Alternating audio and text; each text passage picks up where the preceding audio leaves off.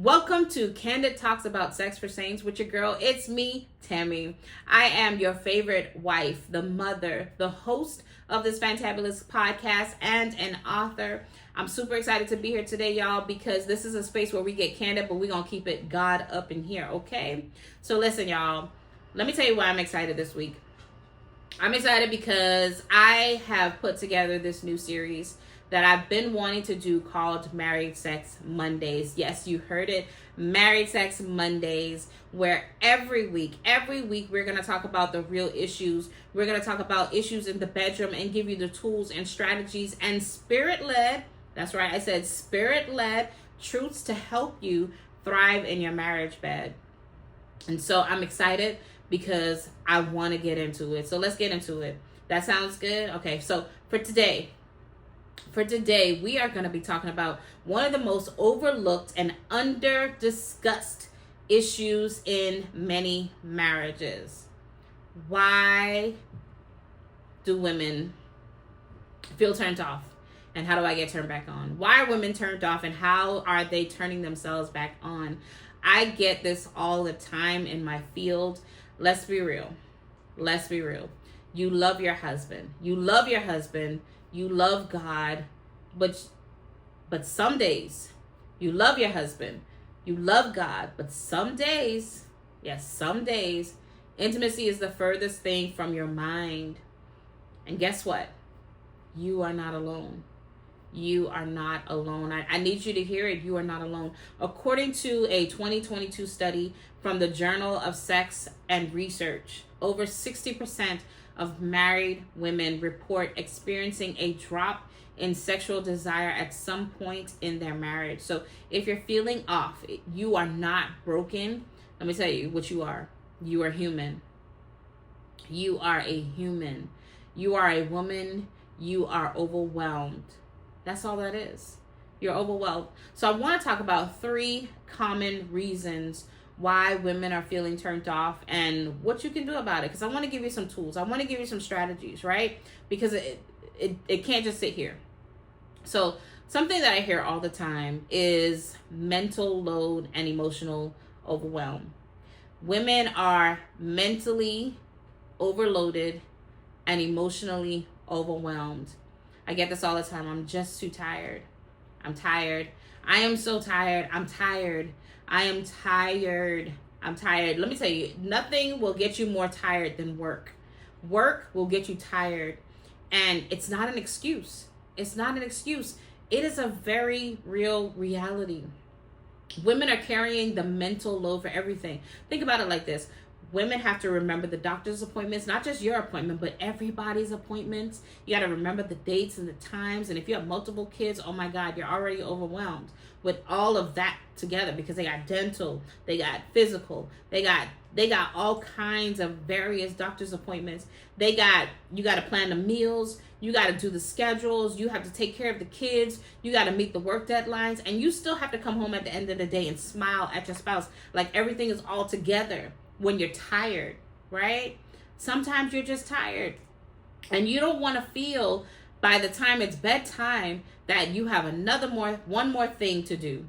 This is another thing on my to-do list. Oh yeah, I gotta smile and then make my husband happy even though I am super tired. You're mentally drained, you're exhausted, and you're just not interested. You're not interested. And so the truth is, here's the truth. Intimacy was never meant to be just one more thing to do. God desired you to be intimate with your spouse so that you could reconnect, so that you could refresh. This is a statistic that a lot of people are not talking about because they're unaware. Having sex with your spouse is supposed to be a stress reliever. Research has shown that if you are intimate with your spouse, the more you are intimate, it is to relieve you of stress. But why are you feeling more stressed out? Right? Why are you feeling more stressed? It's because you're exhausted. It's because you're tired.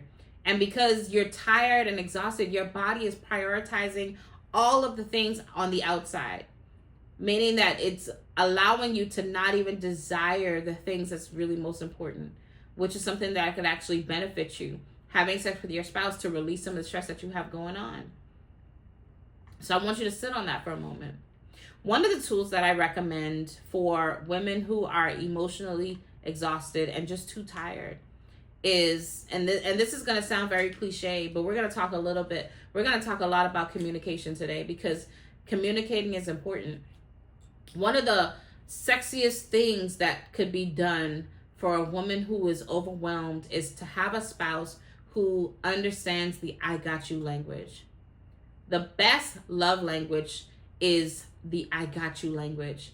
It's having the ability to communicate with your spouse all of the things that you have going on, and your spouse saying, I got you.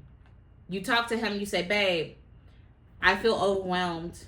Today was a rough day at work. Okay, babe, I got you. If you're going to cook, I'm going to clean. If you're going to do this, I'm going to take care of the kids. It's having the ability to balance and relieve you of some of the stress that you have going on. That is so important. To have somebody be able to match you with the I got you, babe. Let me get that for you, because I know you're stressed out. Matter of fact, no, let me do the cooking tonight.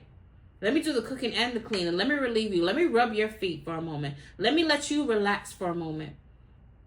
Let me take the kids. Let me do their homework today. Let me wash these clothes. Let me do XYZ. Whatever it is that I need to do to relieve you of your stress for today, because you say you're stressed out, baby, I want to do that for you. I got you. That is the sexiest thing in the world, when you have a spouse who recognizes the I got you language. And so sometimes you have to communicate those needs, because what ends up happening, and what I see a lot, is because women are overwhelmed and stressed, they just want their spouse to just get it. They want them to see them exhausted. They want them to see them tired. Like, nah, I don't need you to see me tired. I need you to communicate that. I don't want you to assume that they should automatically get it. You have to be able to communicate those needs. But one tool that I want to give you, when you are feeling exhausted, when you do have a lot going on in your brain, remember that the brain is the number one sex organ that you have. So if you have a lot going on up here, you ain't gonna have nothing going on down there. There's not gonna be no juices flowing. Ain't no juice gonna be flowing. So a ritual that I like to tell my clients, and this is gonna sound so cliche, is journaling. I love to journal. I'm always going to recommend journaling. And if you don't want to write a journal, I would say grab a recorder. Grab your phone and start recording. Because what I need you to do is write it down. Write down all the things that you have going on in your head, and just do a brain dump. Take it all out of your head, put it on paper, put it on a recorder, whatever is going to be easier for you. I need you to get it out. And once you're done getting it out, I need you to create a ritual. I need you to go in the bath. I need you to go in the shower, whatever it is that you need to do to relieve you. I need you to take at least 20 minutes in the shower or in the bath by yourself. And what I want you to do while you're in there, having that moment, is to clear your mind. I need you to remind yourself, right? I need you to remind yourself that I am not showing up as a task manager. I'm not showing up as a mom. I'm not showing up as overwhelmed. I'm not showing up as a list of all the things that I have to do. I'm showing up as myself. I'm showing up as a person who loves and desires love. I'm showing up as a person who wants to receive love, who wants to give love. Remind yourself. And think about the scripture. I love the scripture. 1 Peter 5:7, it says, cast all of your anxiety on him because he cares for you. I'm going to read that again. 1 Peter 5:7 says, cast all your anxiety on him because he cares for you. God says that, y'all. So while you are in the shower, while you are taking a bath, cast your worries on God. Cast your cares on him, because he's going to relieve you of that stress. Take that 20 minutes and cast it. Write it down, cast it away. And when you're done casting all of your problems, because God is caring about you, even in your bedroom, he cares. When you're done with all of that, put on something that's going to make you feel good. Put on something that's going to make you feel soft. That's going to make you feel loved. Do something for yourself where you can feel your inner self, right? Do that for yourself. Another reason why women are being turned off is because this is another one, y'all, and I don't really like this one, because there are so many women who are going through things where they are not getting the issues that they have met, and which is unresolved emotional hurt. If you feel disconnected emotionally, it is nearly impossible to be physically connected. Whether it is the constant arguing, if it's the unspoken resentment, or if it's just feeling unseen, emotional distance will kill desire every single time. You don't want to feel emotionally distant. You don't want to feel like you're unseen and unheard in your home. If you and your spouse are constantly arguing all the time, let me tell you, no woman, not one woman wants to be touched by someone who hasn't touched their heart all day long. Not one. I can't name one who would desire to be touched if their heart has not been touched. The Bible says that, your spouse has a priority to cater to your emotional needs. They have a priority to cater to your emotional needs. And so one way that they can do that is, again, you have to be able to communicate those needs to your spouse. And I know sometimes it can be very difficult because you might have a lot of things going on. You might not even want to talk to your spouse, but you have to. Communication is lubrication. It's lubrication, y'all. So if you're not communicating with your spouse, if you're not communicating about the things that you have going on, you're never going to get to a place where you're going to start feeling that desire. It just won't happen. It doesn't happen that way. So make space for vulnerability. Create a judgment-free conversation outside of the bedroom. One of the things that I like to tell my clients is when you are having these conversations with your spouse, nobody knows your spouse better than you do. You know your spouse. And so you have to communicate to them in a language that they can understand. You know their language because you speak with them every day. You communicate with them every day. So you have to speak to your spouse in a language that they can fully understand. And sometimes it might be uncomfortable. But if it helps you, write it down first. Write down the things that you want to say. But when you come at them, don't come at them with criticism. You come at them, you create a space where you are able to give them some affirmations for doing something right. Find something that you can say that's right. Hey, babe, you are doing such a great job at, lifting, putting up the dish. Find something, putting up the dishes, moving the sock off the floor. It doesn't even matter. But in order for you to be able to allow them to let the guard down, you start with something positive and then you move into what it is that you need. Let me give you a prompt. You can say something like, hey, babe, I want us to be close again. Can we talk about how we've been feeling lately? We're talking about how we've been feeling lately. You're opening up a space where the communication, it doesn't even address any type of criticism because you're allowing them to say, let's talk about us. Let's talk about how I'm feeling, how you're feeling. You're doing a great job.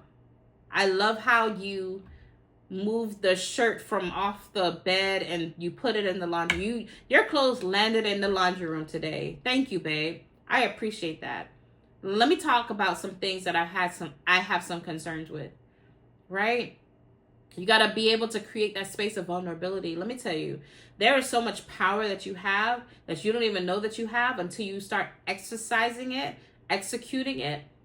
So begin to use the power that you have for good in your marriage because you have the authority to change the thermostat in your house, right?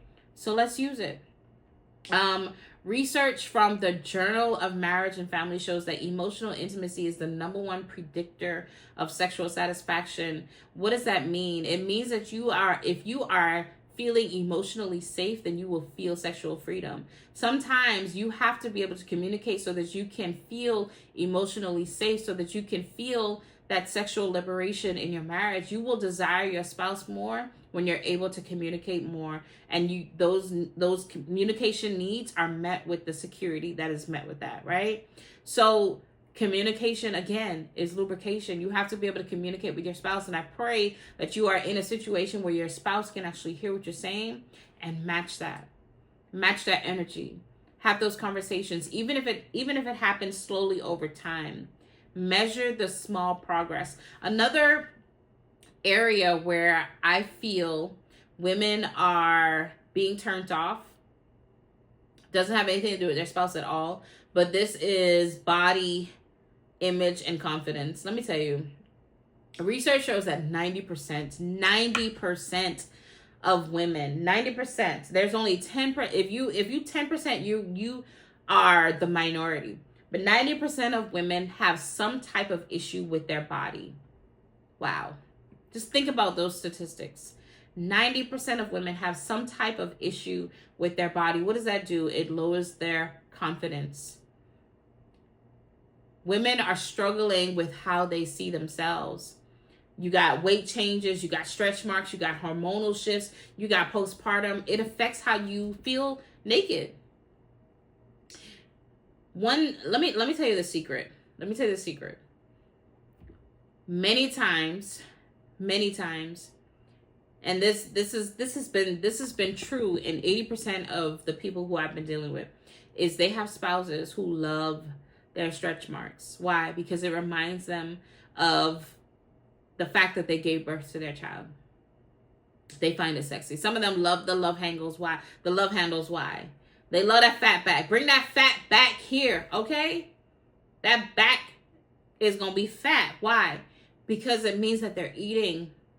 They're feeding their household. Their family is being fed, and they love that. Right? Bring that fat back, right? Another reason, they just love you. They're not thinking about all the things that you're thinking about. So a lot of times you find women who are avoiding sex because you don't want it.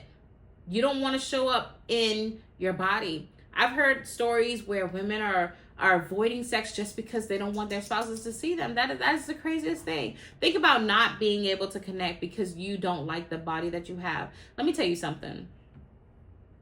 I know because you don't feel worthy or you don't feel desired because of the body that you have. But one of the most powerful things that you could do is to affirm yourself. And you have to affirm the body that you have right now. It sounds so cliche. To affirm the body that you have right now. Let me tell you how powerful that is. You just grab a mirror. Like I have this mirror right here. And you look at that mirror and you say, I am fearfully and wonderfully made. I am fearfully and wonderfully made. I am beautiful. I am gorgeous. I don't have no flaws. My body is not a burden. It's a blessing. I am beautiful because God made me worthy of pleasure, because he did. What I also would recommend is create a playlist to go with that. You want to make sure that you feel soft, you feel feminine, you feel powerful, you feel chosen. And sometimes you might have to take the necessary steps to do that on your own. And music can get you started. Music is a powerful tool.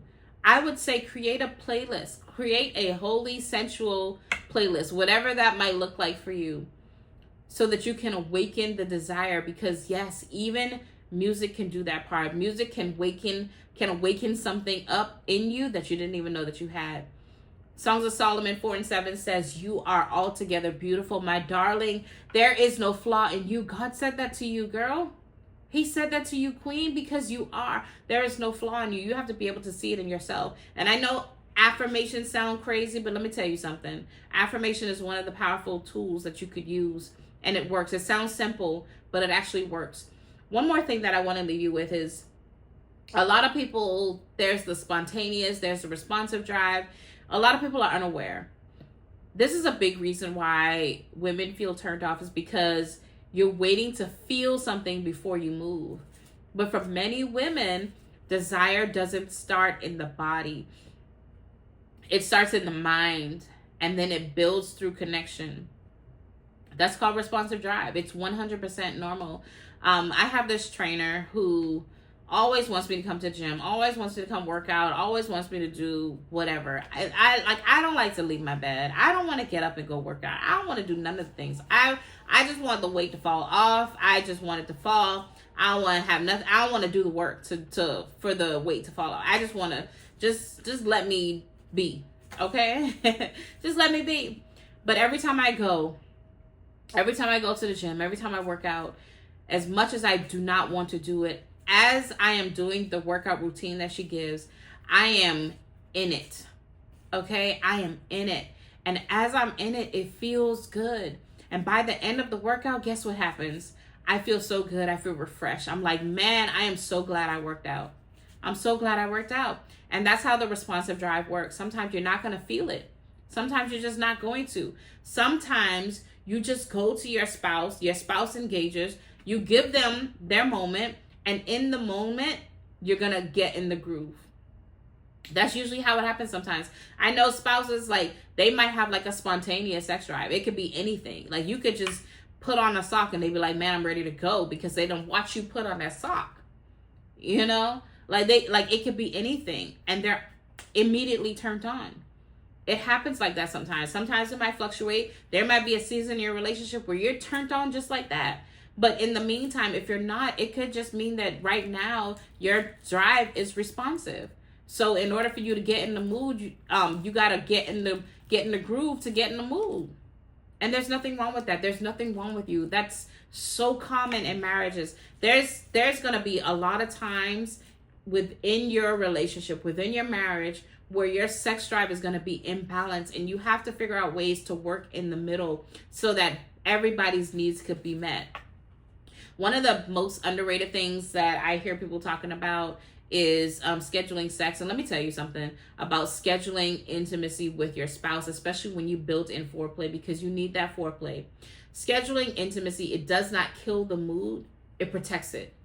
And so I always recommend that you add about 20 minutes before actually having sex, so that you could just laugh, so you could just connect with your spouse. Having active conversations, that's no pressure, that's just their presence, so that the desire can rise. It creates safety, y'all. It creates safety. And that's something that you need within your relationship. So I just want to leave you with this, because I want you to understand that you are not broken. You are not broken.